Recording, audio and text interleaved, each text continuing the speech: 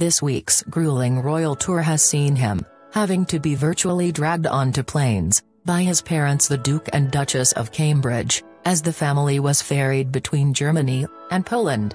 But Prince George needed little encouragement today, when given the chance to see the inside of a helicopter at Hamburg Airport.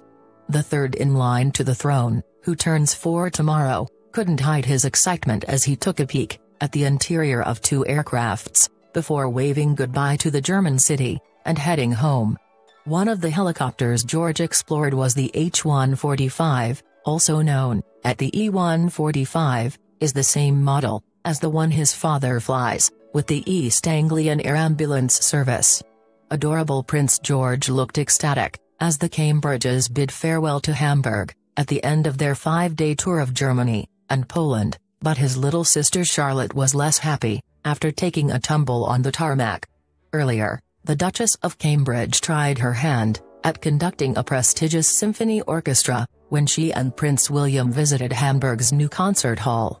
On the last day of their royal tour of Germany, Kate, who comes from a musical family and played flute throughout her school days, took a conductor's baton and directed the Hamburg Symphony Orchestra for a few brief seconds as they played the first 4 notes of Beethoven's Fifth Symphony.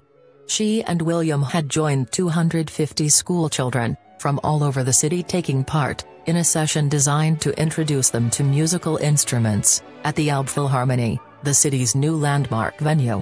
They sat in an auditorium listening to a performance of the symphony especially adapted for young people, and then went up on stage to learn more about how to play the instruments.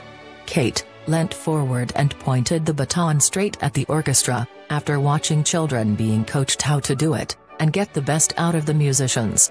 Earlier, she and William went around the stage accompanying 6 children trying out different instruments, including a violin, flute, timpani, and trombone. Sadly, William, who told reggae star and former Aswad frontman Brinsley Ford "I'm a bit good" on the bass guitar when presenting him with an MBE 2 years ago, avoided having a go. But Kate showed she was willing to try just about anything. Jury Tetzel asked her if she played any instruments, and she told him flute. "How long did you play the flute?" he asked.